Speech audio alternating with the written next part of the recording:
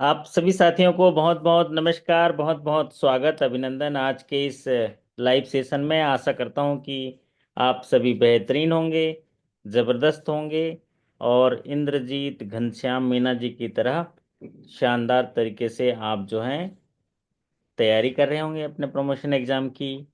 और देखिए है ना, हमारे साथी लोगों का नाम भी शुरुआत होता है भगवान के नाम से। इंद्रजीत क्या क्या ना, घनश्याम जी, ये सारे जो हैं महारथी लोग हैं। सुधीर कंबोज जी नमस्कार कर रहे हैं। तो जीवन बड़ा अद्भुत है। रोज सीखना, रोज अनुभव के साथ आने वाले दिनों के लिए उसका प्रयोग करना और अपने आप को सक्षम बनाना, अपने आप को उस उत्साह के साथ जो भी नया पहलू आपके जीवन में आएगा उसके लिए जो है तैयार करना, यही ही एक अद्भुत जीवन है ना। और गीत गाते रहना है जीवन में, है ना। जिंदगी प्यार का गीत है, इसे हर दिल को गाना पड़ेगा।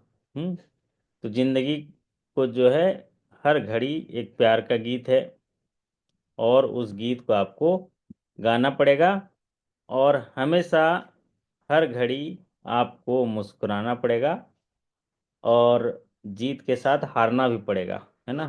हारेंगे तभी जीत होगा, इस तरह का एक प्रक्रिया है उसको। आप जिस तरह एक दिन पूरी तरह से उजाला नहीं होता, आधा उजाला आधा अंधेरा होता है, ठीक उसी तरह जीवन में ये सब चीज चलता रहता है। बैलेंस शीट है ना, एसेट लाइबिलिटी बराबर, है ना। सदन जी, मेरी आवाज आप तक पहुंच रही है?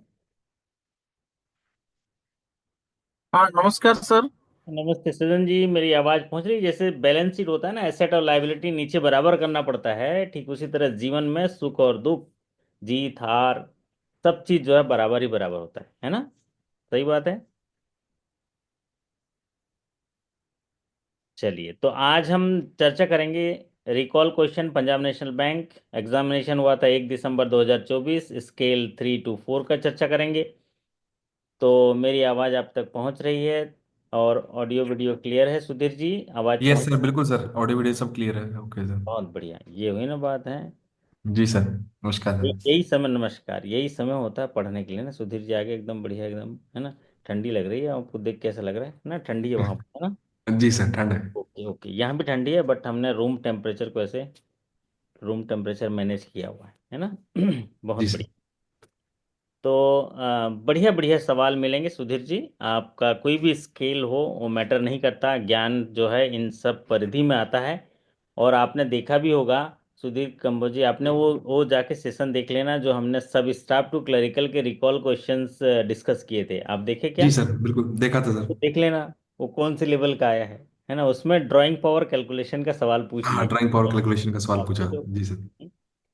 जो 2 3 में पूछना चाहिए वो भी पूछ लिया है और अच्छे सवाल पूछे हैं। तो मतलब कहने का तात्पर्य, टक्कर में सब सवाल रहते हैं बस। लेकिन जो पढ़ता रहेगा, जैसे कि वो जो सब स्टाफ साथी या सेशंस पढ़ रहे होंगे तो वो स्केल 2 to 3 के भी सवाल कर लेंगे, 3 के सवाल भी कर लेंगे। स्क्रीन पर देखते हैं सवाल आएंगे तो आपका साहस बढ़ेगा, आपका उत्साह बढ़ेगा, है ना। जी सर। चलिए, तो शुरू करें सुधीर जी। बिल्कुल सर। ओके, बहुत बढ़िया। पहला सवाल आपकी स्क्रीन पर लेते हैं। ये स्केल 3 to 4 के रिकॉल क्वेश्चन है। 1 दिसंबर 2024 को एग्जामिनेशन हुए। पहला सवाल स्क्रीन पर आपके है, देखिए। What is the gross domestic deposit of Punjab national Bank as on 30 September 2024? तो बैंक के जो बिजनेस फिगर है उससे जुड़ा हुआ सवाल पूछ लिया। क्या सवाल पूछा सुधीर जी, पढ़िए सवाल को। What is the gross domestic deposit of PNB as on 30/9/2024? हाँ, तो इसका मतलब क्या हुआ? क्या चीज देखना है नेशनलाइज बैंकों में? जैसे आरआरबी में कौन से फिगर पूछता है सुधीर जी? ईयर एंड की फिगर पूछता है जी, मार्च क्लोजिंग के बाद सर फिगर हाँ, पूछता है। ओके। और नेशनलाइज बैंक में ताजा भी पूछ सकता है ना। पूछ नेशनलाइज सकता है, बैंक बिल्कुल में सर। ताजा भी पूछता है। और आजकल ट्रेंडिंग भी चीज़ें पूछते हैं। तो सितंबर जो आपका रिजल्ट है क्वार्टर का, रिजल्ट डिक्लेयर हुआ, जिसमें आपने स्टैंड अलोन जो प्रॉफिट है 4,304 करोड़ का आपने दर्ज किया है। 145% का इंक्रीज है सेम क्वार्टर का। कितना है मतलब प्रॉफिट देखिए, अगर आपके बैंक का प्रॉफिट देखेंगे तो सुधीर जी 145% का ग्रोथ है नेट प्रॉफिट में, क्वार्टर का प्रॉफिट है 4,304 करोड़। और अगर इनके टोटल जो डिपॉजिट्स वगैरह में देखेंगे उसमें भी इंक्रीज है। और ये डिपॉजिट का फिगर पूछ लिया। ज़्यादातर जो मैं आपको बताता हूँ डिपॉजिट का पूछता है, उसके पीछे रीज़न क्या है सुधीर जी? अ, डिपॉजिट का फिगर पूछता है ज़्यादातर। जी सर, डिपॉजिट का फिगर पूछते हैं सर। रीजन तो नहीं पता सर, किस रीजन से पूछता है जी सर। हाँ, डिपॉजिट ज़्यादा पूछते हैं क्योंकि डिपॉजिट कठिन है ना। बैंक का मूलभूत काम क्या है? लोगों से डिपॉजिट इकट्ठा करना, लेना।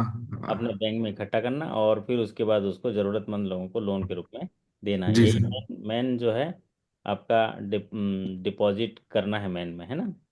जी सर। तो नेट प्रॉफिट सबसे महत्वपूर्ण भाग इनका 4,304 करोड़ का, 145% का ग्रोथ। और फिर उसके बाद जो बिजनेस जो ग्रोथ है वो भी अच्छा हुआ है, टोटल बिजनेस ग्रोथ। लेकिन यहाँ पर डिपॉजिट से जुड़ा हुआ सवाल पूछ लिया, तो हमारे पीएनबी के साथी इसको ठीक किए होंगे। अब हालांकि अभी पीएनबी के साथी इसमें जुड़े हैं कि नहीं पता नहीं। तो डिपॉजिट जो है 13,000, ये क्या फिगर डाल दिया डिपॉजिट का? क्या है सुनी जी, आपके डिपॉजिट का फिगर क्या है? कुछ याद है आपका जो डिपॉजिट का है? तो ये थोड़ा इस डिपॉजिट का फिगर जरा चेक करके, मिसमैच है शायद, देख लीजिएगा। मतलब इनके अगर पीएनबी का, मेरे को बैलेंस शीट अभी नहीं दिख रहा है यहाँ पर, है ना। पीएनबी का टोटल डिपॉजिट अगर देख लें gross deposit, gross domestic deposit बोला है, gross domestic deposit of PNB. PNB के कोई साथी अगर होंगे तो शायद बता पाएंगे। मार्च मार्च चॉइस का पूछा था सर। मार्च का पूछा था। जी, घनश्याम मार्च, मीना, में पीएनबी से हूँ। हाँ तीन हाँ थ्री हाँ, से फोर ये मैंने दिया था। आपने दिए थे। तो कितना जी, आया था आपका? हमारे साथी ने तो सितंबर का बोला था। मार्च चॉइस का था सर। मार्च 24 में कितना है? यही है जो फिगर आंसर लिखा हुआ है, उतना ही है। ये तो सितंबर का है सर। ये सितंबर का है ये, क्योंकि सितंबर का जो है हमने यहाँ पर लिया था। बट आपने बोल रहे हैं कि मार्च का पूछा था, है ना। जी सर।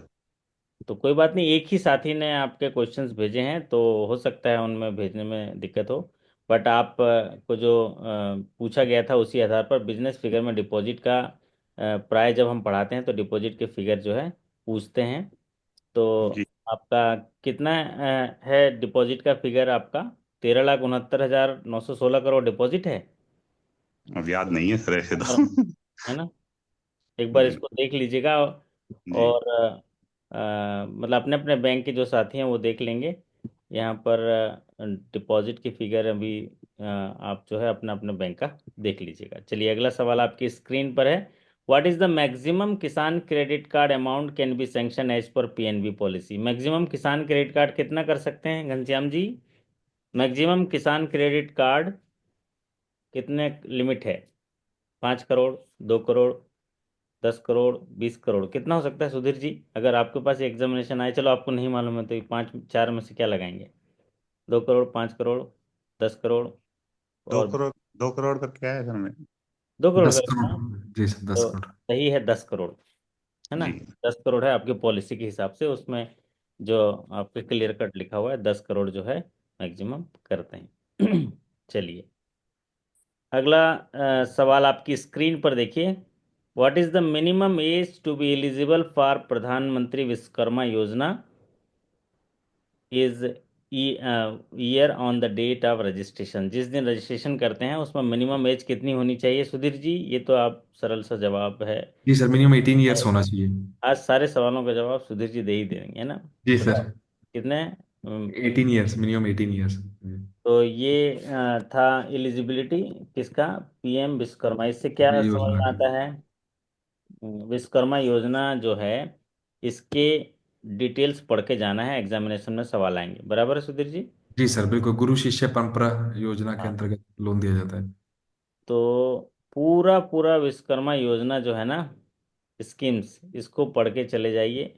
इससे 2-3 सवाल आएंगे। और घनश्याम मीना जी तो अभी एग्जाम दे के आए हैं, इनके में तो कितना 3-4 सवाल आया, पूछा था इससे विश्वकर्मा योजना से, है ना घनश्याम जी।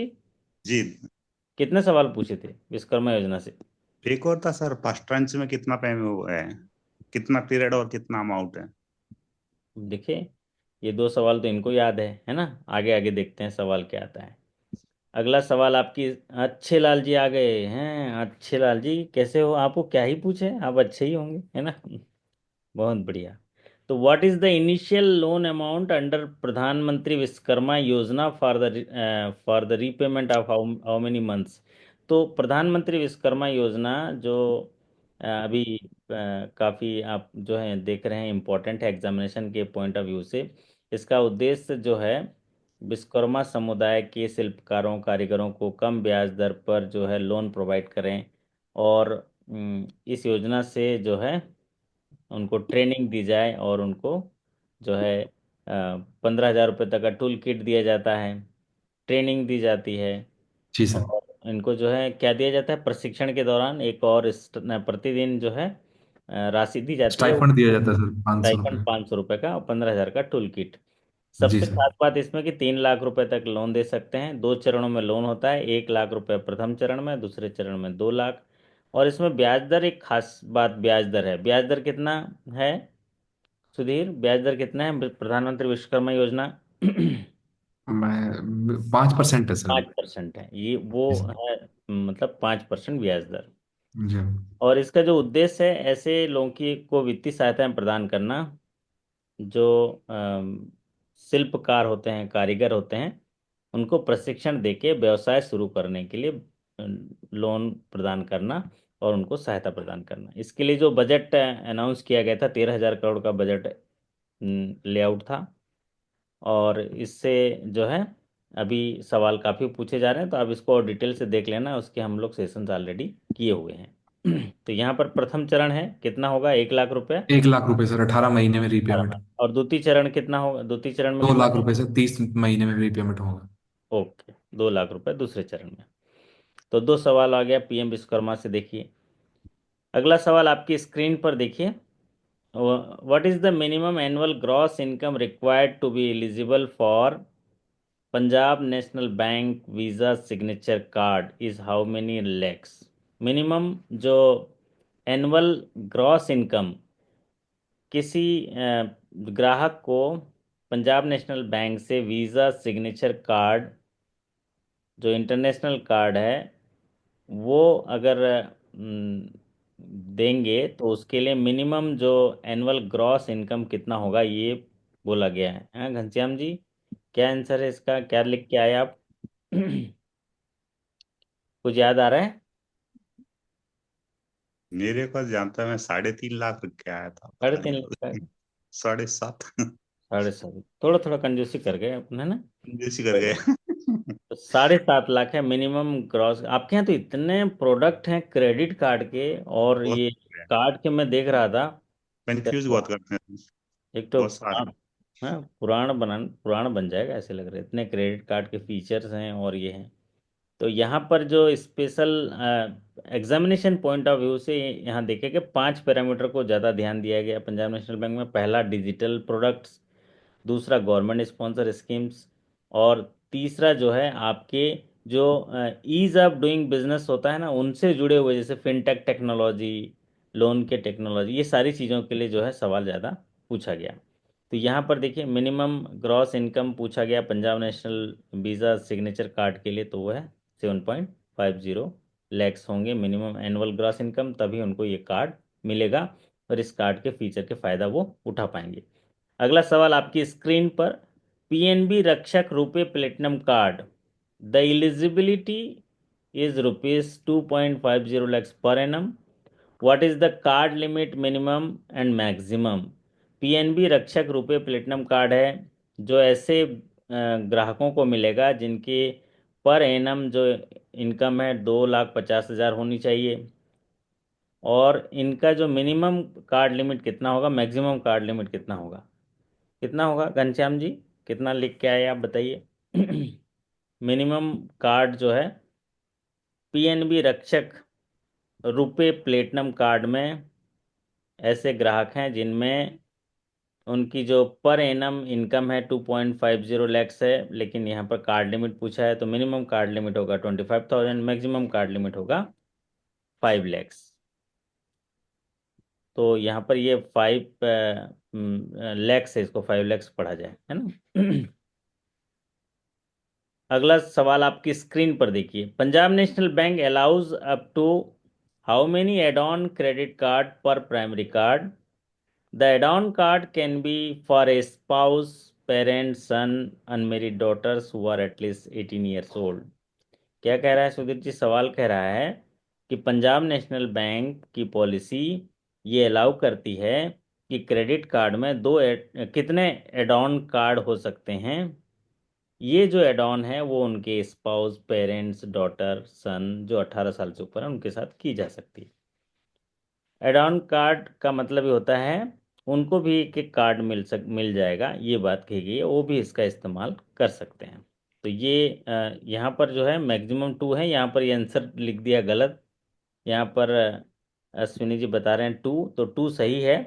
इसका आंसर जो है पंजाब नेशनल बैंक में कितना होगा? 2 होगा, मैक्सिमम 2। ऐसे सभी बैंकों में ज़्यादातर 2 ही होता है। ठीक है सुधीर जी, जी आपके बिल्कुल मन सर। को आप बिना जाने 2 कर ही देना।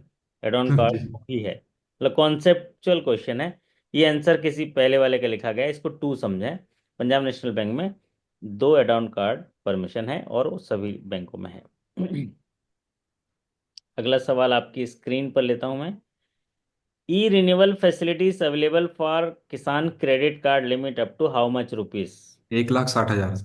है, बताइए, ये हुई ना बात, ये तो कमाल की बात है। 1,60,000 और किसी के लिए फेमस है सवाल आने के लिए कि विदाउट जो है कोलेट्रल कितने रुपए तक सिक्योरिटी। एग्रीकल्चर लोन किए जाते हैं विदाउट कोलेट्रल सिक्योरिटी?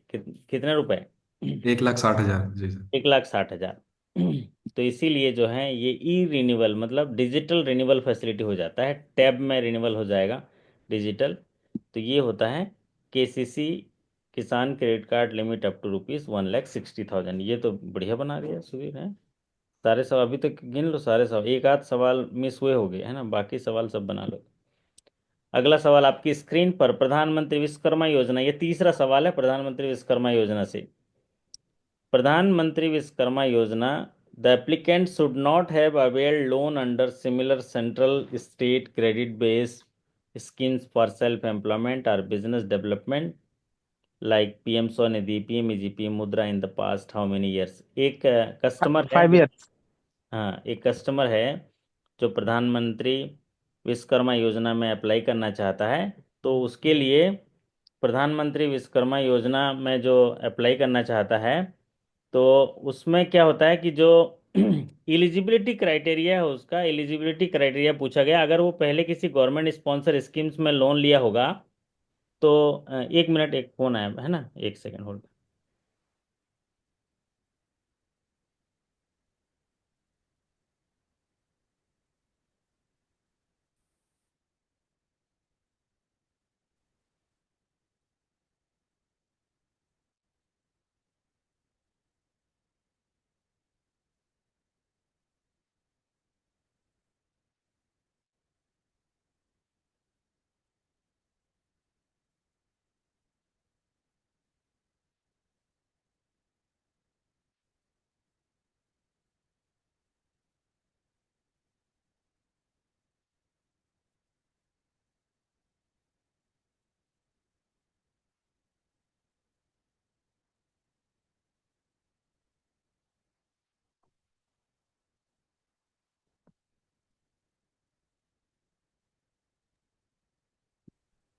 हाँ सुधीर जी, मेरी आवाज़ आ रही है अभी?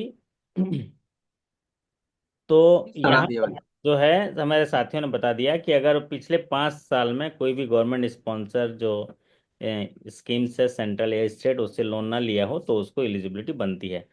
अभी सेंट्रल बैंक का भी एग्जामिनेशन हुआ था, वहाँ भी एलिजिबिलिटी रिलेटेड ही सवाल पूछा गया है। आप इसको, मेरे को तो लगता है एक बार और मुझे पढ़ाना पड़ेगा पीएम विश्वकर्मा योजना को, क्योंकि इसमें ना ऐसे 10 सवाल पूछे गए हैं अभी इसी पिछले महीने ही एग्जामिनेशन में।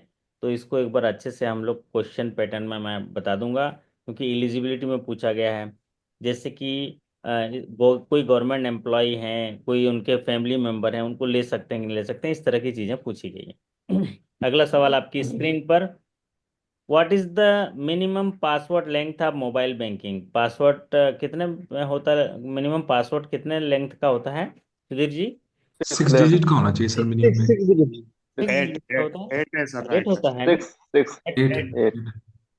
एट होगा। हाँ, सिक्स एट ना? आंसर सही है सर। हम्म। 6 डिजिट एट। में कहाँ होता है? मतलब मिनिमम 6 नहीं होता है। अभी जी करके सर। देखना तो कल सीबीएस में जाके 6 में या कहीं पर भी और या। सर यूपीआई पिन याद आ गया, यूपीआई पिन 6 डिजिट हाँ, का है। यूपीआई में होता है 6 यूपीआई पिन हो जाता है जी। यूपीआई पिन सिक्स में डिजिट होता है। हम्म। Sir is right answer eight है सर। हाँ, ये देखो आप घनश्याम जी ना, बढ़िया कौन बोल ही दिए है तो नाम ही घनश्याम है। चलिए, अगला सवाल आपकी स्क्रीन पर। Password of banking services does not involve which of the following digit? वहां पर कुछ कुछ ऑप्शन दिए थे। पासवर्ड में इनमें से कौन सा डिजिट जो है शामिल नहीं होता है? वहां पर सर नंबर लिखा था, अल्फा सर लिख। हाँ। रोमन रोमन वाले नंबर दे रखे थे, 1 2 3 वाले, जो रोमन अच्छा लैंग्वेज अच्छा। है, वो वो नहीं नहीं होता। था। तो वो रोमन नंबर जो है वो इंक्लूड नहीं होते हैं, इन्वॉल्व नहीं होते पासवर्ड बनाने में। ठीक है, जी बराबर सर। है। बहुत बढ़िया, ये भी नया सवाल सा आया है ना पासवर्ड के लिए। वैसे नॉर्मली वो पासवर्ड लेंथ है तो पूछता है, बट ये नया आ गया। अगला सवाल आपकी स्क्रीन पर। Two valuers are required to determine the value of plant and machinery if the valuation is more than how how how much? अगर किसी प्लांट एंड मशीनरी की वैल्यूएशन कराते हैं लोन प्रोसेसिंग करने के लिए, उसकी कितने से ज़्यादा होती है तो वहां पर दो वैल्यूअर की ज़रूरत होती है। तो ये अपनी अपनी पॉलिसी जरा, वैल्यूएशन पॉलिसी। तो देख, पिछले 23 तारीख को सेंट्रल बैंक का एग्जामिनेशन हुआ, वैल्यूएशन पॉलिसी से 4 सवाल पूछे गए थे। यहाँ भी वैल्यूएशन पॉलिसी से सवाल पूछा गया है। आप लोग देख लीजिएगा कि जब भी वैल्यूएशन जो है प्लांट एंड मशीनरी के केस में, ये जो 1 करोड़ बता रहे हैं वो प्रॉपर्टी हो सकता है, लेकिन प्लांट एंड मशीनरी के केस में अगर 50 लाख या उससे ऊपर का होता है तो वहाँ पर दो वैल्यूअर की जरूरत होती है। प्लांट एंड मशीनरी इसलिए क्योंकि ये मूव करता है ना, प्लांट एंड मशीनरी। तो ये थोड़ा सा एक बार देख लीजिएगा अपने क्रेडिट पॉलिसी में, अलग अलग बैंकों का अलग अलग हो सकता है। जैसे कुछ साथी यूनियन बैंक का बता रहे हैं 5 करोड़, कोई 1 करोड़, लेकिन यहाँ पर प्लांट एंड मशीनरी पर्टिकुलरली दिया गया है। तो यहाँ 50 लाख से ऊपर है, या अपनी पॉलिसी को रेफर कर लीजिएगा। आरआरबी में। 10 तार सुबह ऑनलाइन खत्म हो जाला। हाँ जी। सिस्टम हम लोड करी का 10 11 कम से कम 1 घंटा चला। में कम दिखा छोड़। अच्छा, वो किसी और से बात कर रहे हैं ऐसा लग रहा पीएनबी में 5 करोड़ है सर। है। 5 करोड़ है। हमारा जी। टीजीवी में 1 करोड़ से ऊपर है। 1 करोड़ है। चलिए, एक बार इसको पॉलिसी में देख लीजिएगा, है ना, क्योंकि मैंने अभी इसको पॉलिसी से चेक नहीं किया है टू व्हीलर वाला, क्योंकि अलग अलग बैंकों के अलग अलग होते हैं। आप एक बार इसको चेक करके सही कर लीजिएगा। अगला सवाल है आपकी स्क्रीन पर। What is the upper limit for fintech retail banking criteria? जो लोन की अपर लिमिट है फिनटेक रिटेल में, उसकी अपर लिमिट पूछा गया है। तो अपर लिमिट रिटेल का, उसके माध्यम से जो होगा लोन अप टू ₹7.50 करोड़ जो है रिटेल में होगा। और ये जो डेफिनेशन बेसल कमेटी के डेफिनेशन के आधार पर भी है कि अगर 7.5 करोड़ तक के लोन होते हैं उसको रिटेल सेगमेंट में बोलते हैं, 7.5 करोड़ से ऊपर के लोन होते हैं कॉर्पोरेट लार्ज या लार्ज क्रेडिट या कॉर्पोरेट क्रेडिट में देखते हैं। तो रिटेल सेगमेंट में 7.5 करोड़ तक के डेफिनेशन किए गए हैं। अगला सवाल आपकी स्क्रीन पर देखिए। The Reserve Bank of India has set a limit of rupees how many lakh for banks and non banking financial company to examine account for wilful defaulter? Wilful defaulter के लिए एक थ्रेशोल्ड लिमिट रखी गई है कि इतने रुपए से या इतने रुपए से ज़्यादा के अगर एक्सपोजर होंगे, और अगर वो नॉन कोऑपरेटिव होंगे या उनके पास कैपेसिटी है और पे नहीं कर पा रहे होंगे, पे नहीं कर रहे हैं, उनके फंड डाइवर्सन कर रहे हैं, तो ये विलफुल डिफ़ॉल्ट है। मतलब उनके पास है लेकिन वो डिफ़ॉल्ट कर रहे हैं। तो इनके लिए एक एग्जामिनेशन की जाती है, जो सबसे पहले आइडेंटिफिकेशन कमेटी बनती है, फिर हम्म। रिव्यू कमेटी बनती है, उनको मौका दिया जाता है, फिर उनके रिटर्न रिप्रेजेंटेशन लिए जाते हैं। 21 दिन के अंदर जो है, जो आइडेंटिफिकेशन कमेटी है उनको मतलब शोकॉज नोटिस जारी करती है। 15 दिन के अंदर एक और मौका देती है रिव्यू कमेटी। फिर नहीं हुआ तो 90 डेज के अंदर इनको विलफुल डिफॉल्टर घोषित करते हैं। और ये थ्रेशोल्ड लिमिट है 25 लैक्स। ये कौन जारी करता है? आरबीआई जारी करता है, और सभी बैंकों को फिर सप्लाई करता है, फिर उसके आधार पर वो इसको रिव्यू भी करते रहते हैं। अगला सवाल आपकी स्क्रीन पर। As per PNB Swarnim gold loan scheme without land holding record loan can be sanction up to rupees how much? तो पीएनबी के जो स्वर्णिम गोल्ड लोन स्कीम्स है, इस योजना के तहत कितने रुपए तक के लोन जो है वो विदाउट लैंड होल्डिंग रिकॉर्ड्स के मिल जाएंगे? ये कंडीशन जो है, एलिजिबिलिटी कंडीशन पे सवाल पूछ लिया गया। तो कितने रुपए तक के लोन जो है विदाउट लैंड होल्डिंग रिकॉर्ड्स जो है आप लोग सेंक्शन कर देंगे पीएनबी स्वर्णिम स्कीम में? तो ये आपके पॉलिसी में देख लीजिएगा, क्लियर कट पॉलिसी में लिखा है कि 2 लाख तक के loan without land holding record के आप दे देंगे। 2 लाख से ऊपर है सारा लैंड होल्डिंग रिकॉर्ड, एलएसआर वगैरह सब करेंगे। स्वर्णिम gold loan schemes agriculture related loan है। तो मतलब इसका है कि जब कोई गोल्ड लोन लेने आ रहा है तो उसको एग्रीकल्चर गोल्ड लोन में करेंगे तो बिना लैंड रिकॉर्ड के भी कर लेंगे। लेकिन 2 लाख से ऊपर का अगर गोल्ड लोन है, 11 लाख 12 लाख के गोल्ड लोन के ले रहा है, तो हम लैंड होल्डिंग देखेंगे। भैया आप एग्रीकल्चर लोन कह रहे हो कि इस गोल्ड को रख के जो पैसा है वो आप एग्रीकल्चर में इस्तेमाल करोगे, लेकिन आपके पास तो लैंड होल्डिंग है कि नहीं है, ये चेक कर लेंगे। अगला सवाल आपकी स्क्रीन पर। Scale of finance for the crop loan is decided by, scale of finance कौन करता है Sudhir ji decide? DLTC, district level. District level technical committee. बहुत बढ़िया। डिस्ट्रिक्ट लेवल टेक्निकल कमेटी जो है ये डिसाइड करता है स्केल ऑफ फाइनेंस। तो सभी जिलों में ये टेक्निकल कमेटी होती है। जिलों की जलवायु अलग होती है, उनकी मिट्टी अलग होती है, वहाँ फसल अलग अलग उगाए जाते हैं, तो क्रॉप पैटर्न के हिसाब से वो स्केल ऑफ फाइनेंस डिसाइड करते हैं कि एक्चुअल में 1 एकड़ की जमीन में उस किसान को पैदावार करने के लिए कितने रुपए की लागत होगी। लागत होने के बाद फिर उसमें वो स्केल ऑफ फाइनेंस की, इसमें इतना रुपए बैंक जो है लोन दे सकती है, फाइनेंस दे सकती है। उसके आधार पर आप जो है उसकी क्रॉप की लिमिट बनाते हैं। 10 एकड़ जमीन है, 1 एकड़ में 25,000 की चाहिए, तो 10 एकड़ में 2,50,000 की जरूरत है। फिर उसमें फिर आप क्या करते हैं, 10% जो है उनको कंजम्पशन लोन देते हैं, 20% जो है एग्री एसेट्स मेंटेनेंस के लिए देते हैं। और एकड़ नहीं, पर हेक्टेयर, ठीक है, पर हेक्टेयर, आप पर हेक्टेयर ही वो डिसाइड करते हैं, बट आप उसको एकड़ में करेंगे तो 2.5 एकड़ के हिसाब से हो जाएगा। तो आप स्केल ऑफ फाइनेंस उसके आधार पर डिसाइड करते हैं।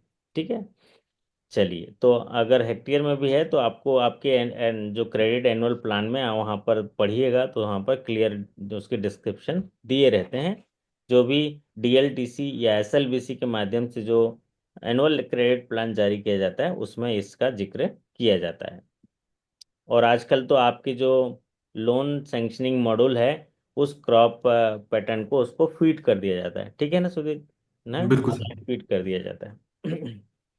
What is the margin of borrower is required for agriculture KCC limit of rupees, अरे यहाँ पर रुपीज 15 लाख, यानी 15 लाख से ऊपर के जो 15 लाख से ऊपर के जो लोन है उनका मार्जिन पूछा गया था, मार्जिन कितना होगा? तो 15 लाख से ऊपर के जो लोन का केसीसी में मार्जिन है वो पूछा गया था। तो मार्जिन एग्रीकल्चर में तो वो 15% ही है। कोई साथी बता पाएंगे इस सवाल को, क्योंकि ये सवाल थोड़ा अधूरा लग रहा है। कि 15 लाख के जो लोन है उनमें मार्जिन पूछा गया था, तो मार्जिन कितना होगा? घनश्याम जी ऐसे कुछ आया था सवाल है? हाँ सर, कुछ ऐसा ही था।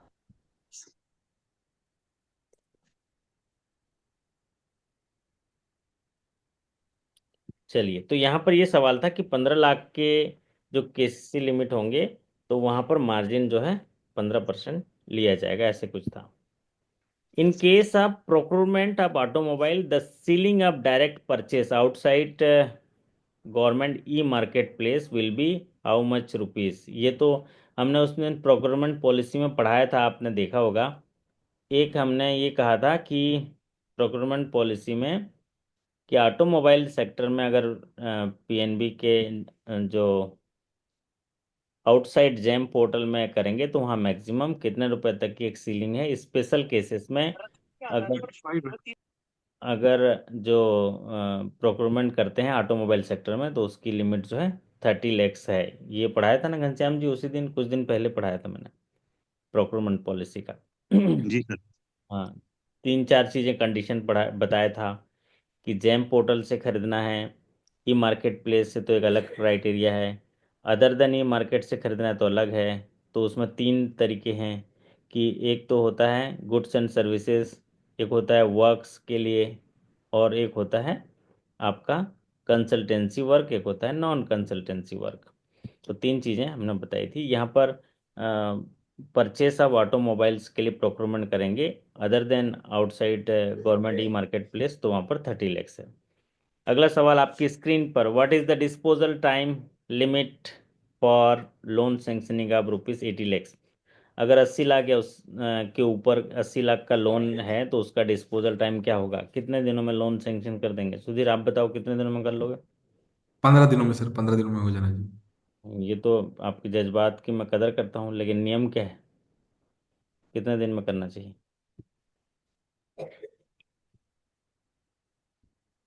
6 वीक्स। 6 to 8 वीक्स है। अलग अलग बैंकों का है डिस्पोजल लिमिट। उदाहरण समझ लीजिए, ये सवाल बोलता है कि आपने डिस्पोजल लिमिट को पढ़ना है ना, डिस्पोजल लिमिट से पढ़ना है। चलिए अगला सवाल आपकी स्क्रीन पर लेते हैं। What is the maximum age in case of ex staff engagement for the concurrent auditor.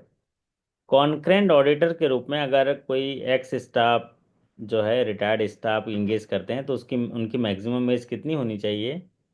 65। 75 साल हाँ, मंटू किसी जी? में 60।